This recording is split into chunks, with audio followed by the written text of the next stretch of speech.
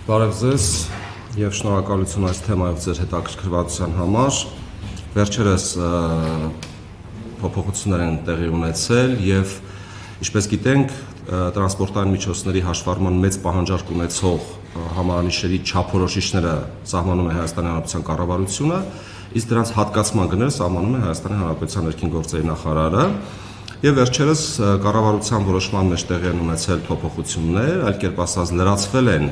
հաշվառման մեծ պահանջարկ ունեցող համարանիշերի նոր չափորոշիչներ, եւ դրան արձագանքելով ներքին գործերի նախարարը ստորագրել է հրաման եւ սահմանել է այն գները, որով այդ հաշվառման մեծ պահանջարկ ունեցող համարանիշները կարող են հատկացվել։ Նախապես ասեմ, եթե այդպիսի ընկալում կամ սխալ ընկալում կա, այստեղ խոսքը չի վերաբերում առանձնահատուկ պահանջարկ ունեցող հաշվառման համարանիշերին։ Դրանց հետ կապված աճուրդային կանոնակարգումներ ինչպես եղել են, այնպես էլ շարունակելու են գործել, ընդ որում այդ չափորոշիչներում եւս որևէ փոփոխություն չի կատարվել։ Այսօր խոսելու ենք բացառապես հաշվառման մեծ պահանջարկ ունեցող համարանիշերի մասին։ Ես ընդհանուր տարբերության մասին կխոսեմ, թե ինչով են տարբերվում առանձնահատուկից, որովհետև այս հարցն էլ երբեմն հանդիպում ենք սոցիալական հարթակներում, որպեսզի մեր քաղաքացիները կարողանան հստակ դրանք տարանջատել եւ նաեւ եթե անհրաժեշտություն կլինի, իհարկե կխոսենք նաեւ կոնկրետ թվերով, թե օրինակ որ կոմբինացիան, որ համադրությունը, որ համադրության համար ինչպիսի գին է սահմանված։ Հաշվառման առանձնահատուկ պահանջարկ ունեցող համարանիշները բաղկացած են կամ առնվազն 4-0-ից եւ 1 թիվ, իհարկե լատինական տառերը գիտեք, կրկնվող կամ տարբերվող, սրա մասին առանձին չանդրադառնանք։ Առանձնահատուկ պահանջարկ ունեցող համարանիշներում միշտ առկա է կամ 4-0 եւ 1 թիվ կամ 5-0։ Սա բանաձև է, սա ամրագրված է։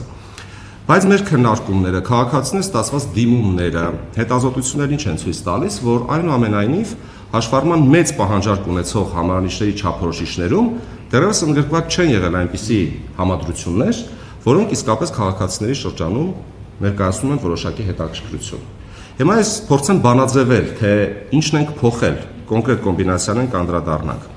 Նախատեսել ենք այնպիսի չափորոշիչներ, երբ համարանիշի մի կողմում դա կլինի 2 նիշ կամ 3 նիշը, թվերի մասին է խոսքը, միշտ գտնվում են զրոները։ Ֆիզիկական անձնասպառագայում գիտեք, սկզբից 2-0 է, իրավաբանական անձնասպառագայում 3-0 է, կամ 2 նիշ եւ 3 նիշ համապատասխանաբար։ Լատինական տառերը, ինչպես բոլոր պարագաներում, կարող են լինել նույնը, այսինքն կրկնվող կամ տարբերվող։ Մյուս կողմում թվերից կամ նույն թիվը կրկնվում է, ասենք 3 հատ 1, կամ 2 թիվ կա, որոնցից մեկն է կրկնվում, ասենք 121։ 121 համադրության մեջ 2 հատ 1-ը կրկին կրկնվում է։ Հասկանալի է։ Այսինքն, եթե ամփոփենք այս նկարագրությունը, միշտ մի կողմ գտնվում են զրոներ, ներողություն,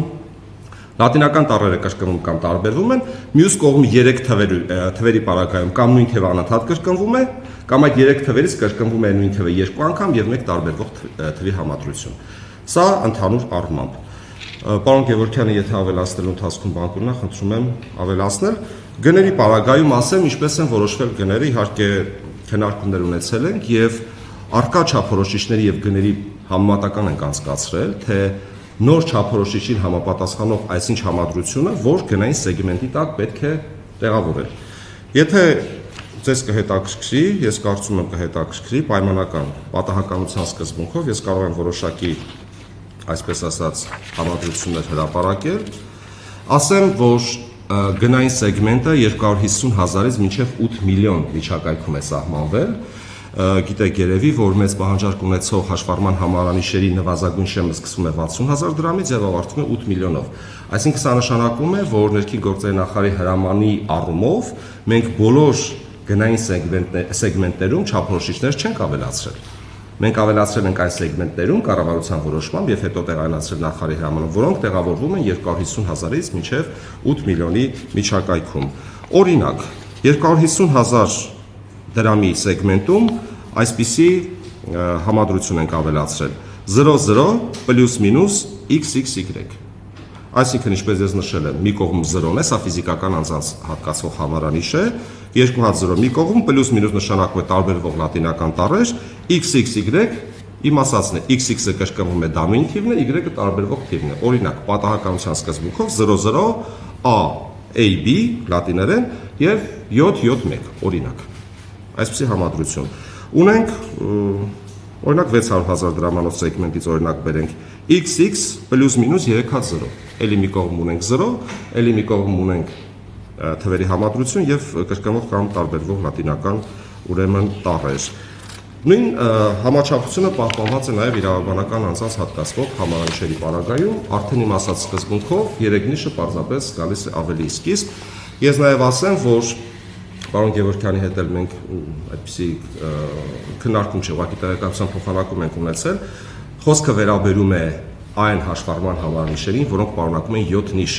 Սա կանխելով այն հարցերը, թե արդյոք կարող են այս համարանիշները հատկացվել մոտոցիկլետներին եւ այլ փոխադրամիջոցներին։ Ոչ, սա այն տրանսպորտային միջոցների համար է նախատեսված, որոնց համարանիշերի համար նախատեսված է 7 նիշ, այսինքն 5 թիվ եւ 2 տառ։ Այսքանը, շնորհակալություն, եթե հարցեր ունեք։ Պարոն Գևորգյան, եթե ավելացնելու։ Ողջունում եմ ձեզ, քանի որ խոսք գնաց մեծ պահանջարկ ունեցող նոր չափորոշիչներով հաշվառման համարանիշերի եւ առանձնահատուկ պահանջարկ ունեցող համարանիշերի տարբերության մասին, որպես իրազեկում քաղաքացիներին, հավելեմ հետեւյալը, որ առանձնահատուկ պահանջարկ ունեցող հաշվառման համարանիշերը հնարավոր է ձեռք բերել միայն էլեկտրոնային աճուրդի մասնակցության միջոցով։ Իսկ նոր չափորոշիչներով մեծ պահանջարկ ունեցող համարանիշերը քաղաքացին կարող է ավելի հեշտ ձեռք բերել, կոնկրետ տրանսպորտային միջոցը հաշվառման գործընթաց իրականացնելուց հստակ սահմանված արժեքի վճարմամբ կարող է ստանալ։ Ուղիղ ձեռքբերման մասին է խոսքը, աճուրդի մասին չէ։ Եվ նոր չափորոշիչներով մեծ պահանջարկ ունեցող համարանիշերի վրա տարածվում են նաև նախկինում գործող մեծ պահանջարկ ունեցող համարանիշերի իրավահարաբերությունները, այսինքն քաղաքացին երբ օրինակ վճարեց 250,000 դրամ եւ ձեռք բերեց նոր 0 չափորոշիչներով հաշվառման համարանիշ, 6 կարող է օգտագործման իրավունքով օգտագործել եւ տրանսպորտային միջոցը հաշվառումից հանելուց հետո 6 ամիս պահպանվում է վերջինիս անվամբ։ 6 ամսվա ընթացքում, եթե համարանիշը ձեռք բերողը այլ տրանսպորտային միջոց չի ներկայացնում հաշվառման, նա կարող է նաեւ տրամադրել իր մերձավոր ազգականին։ Իսկ եթե անձամբ ինքը չի հաշվառում իր մեքենայի վրա եւ չի տրամադրում մերձավոր ազգականին, 6 ամիս հետո այդ համարանիշերը արդեն ներառվում են ազատ համարանիշերի ցանկում եւ կարող է այլ քաղաքացի ձեռք բերել։ Այսինքն ընդհանուր կարգավորումների իմաստով էլ որևէ բան չի փոխվել։ Ավելացել են միայն նոր չափորոշիչներ եւ սահմանվել են դրանց գները։ Առավել եւս ոչինչ չի փոխվել առանձնահատուկ պահանջարկ ունեցող համարանիշների իմաստով։